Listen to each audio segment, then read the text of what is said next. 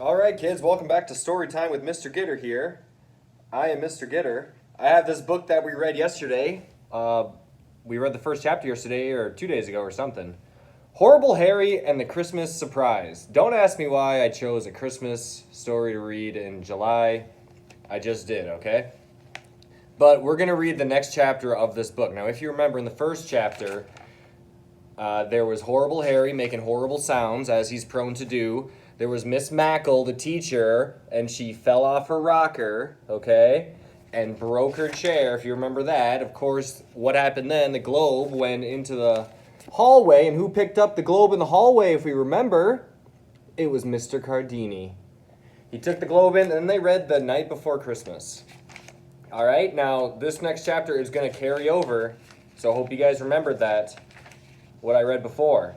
This chapter is entitled Mr. Cardini Takes Over. Oh boy. Here we go. When Harry and I got to the classroom the next morning, Miss Mackle wasn't at her desk. Where is she? We asked. Mary looked at the fish tank. She's not putting in a new filter. Ida looked at the science table. She's not making sugar water for the ant monitor. Song Lee looked at the plant corner. She's not putting a bug in the terrarium for the Venus flytrap. Harry looked at the drama corner. She's not trying on her Mother Goose costume for our Christmas skit. She's not changing the clothespins on our monitor chart, Sydney said. Where is Miss Mackle? The class asked. I held up a finger. I'll go down the hall and see if she's still having coffee with the teachers in the teacher's room. The late bell hasn't rung yet. I'll go with you, Harry said.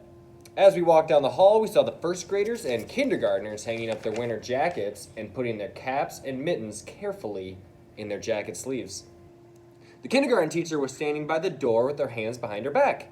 Hello, Harry and Doug. We're looking forward to your skit this afternoon. Merry Christmas from Mother Goose. Harry and I smiled at Mrs. Chan. We had her in kindergarten. What happened to your teeth, Harry? She asked. Harry showed off his pink gums. I rammed into a wall. Mrs. Chan took a closer look. I also see some new ones coming in. Harry nodded. He was happy about that.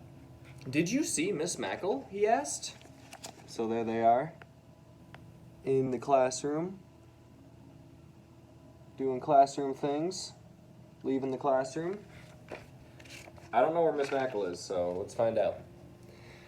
No, I didn't. I've been mixing finger paint all morning. Then she wiggled her red gooey hands at us. We're painting Santa Clauses today. Harry and I took a big step back. Let's get out of here, I said. When we got to the teacher's room, we knocked. Mrs. Michelson, the librarian, opened the door. We could smell coffee and something buttery. Good morning, boys, she said. What can I do for you? Harry drooled when he saw the tray of frosted Christmas cookies on the table. I liked the big computer printout that hung from the lights. Merry Christmas. Happy Hanukkah. Joy to all. We're looking for Miss Mackle, I said. Well, she's usually in her room by now. Go back and check. Maybe her car stalled. It was 15 degrees this morning. We rushed back down the hall and into the classroom just as the final bell rang. Mr. Cardini was standing in front of the class. He was not smiling. Harry and I wondered if we were in trouble. Quickly, we rushed to our seats. Take a look at Mrs. Michelson there, the librarian. Teacher's room. Stay out of the teacher's room, kids. All right, that's where we have our coffee and stuff, all right? We need that room. All right, so they rushed to their seats. Boys and girls, he said, I have some bad news. Room 2B was pin quiet. Miss Mackle went to the emergency room early this morning about her knee. Remember how she fell yesterday? Everyone nodded their heads slowly. She thought she would just get it checked and then limp back to class. She didn't want to miss all the special activities you had planned. Well, when the doctor had her knee x-rayed, he discovered she had torn a ligament. She's going to need special surgery and was just admitted to the hospital. She called me as soon as she could. Oh boy, there's Mr. Cardini giving the bad news. The hospital here, what a turn. Everyone groaned. The hospital? I noticed Harry wiped his eyes with his sweater sleeve. I think he was trying not to cry. When will she be back? He asked. After Christmas vacation, Harry. And then she'll be teaching in a wheelchair for a while. Oh, Sydney grumbled. We won't be able to do our Christmas skit. Harry leaned over the aisle and put a fist next to Sydney's nose. Who cares about skits? Our teacher's in the hospital! Oh, I hope you kids will cry if I ever go to the hospital, okay? Wait a minute, Mr. Cardini said. Why can't you still give your skits? We don't have a teacher, Mary complained. Yes, you do. Who? We all asked. Me. But you're the principal, I said. Most principals were teachers before they became principals. That's true.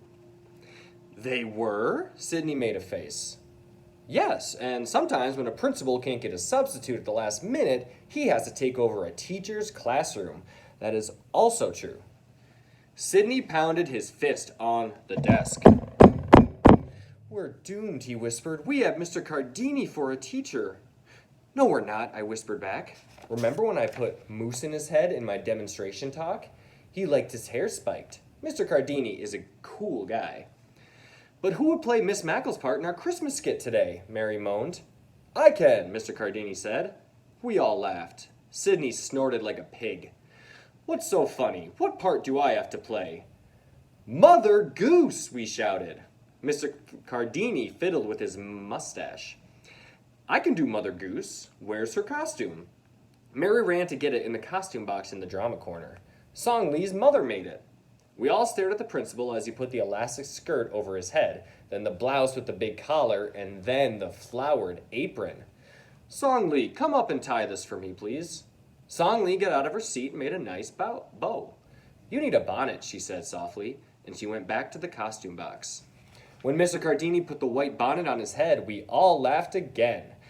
I never knew Mother Goose had a mustache, Sydney cackled. Okay, boys and girls, the show will go on. Everyone cheered except Harry. He had his head down on his desk. Mr. Cardini went over to him and patted his back. Are you feeling horrible, Harry? Harry nodded.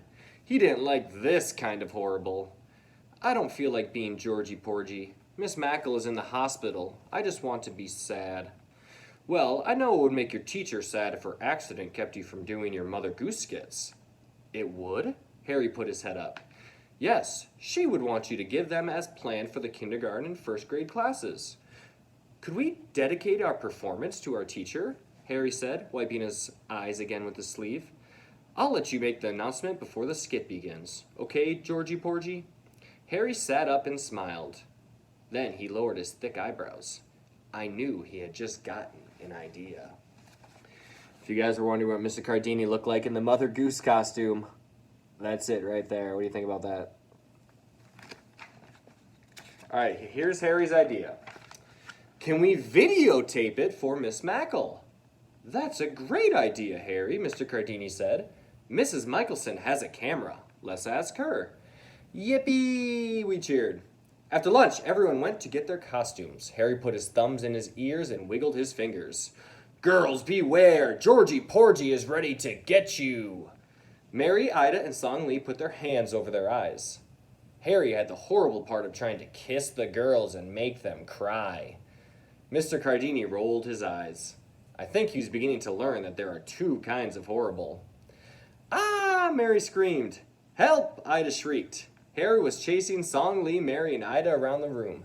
Georgie Porgy is trying to kiss us, the girls yelled. This book is rated PG. That's it. That's how the chapter ends, all right? It took a little turn there at the end, all right?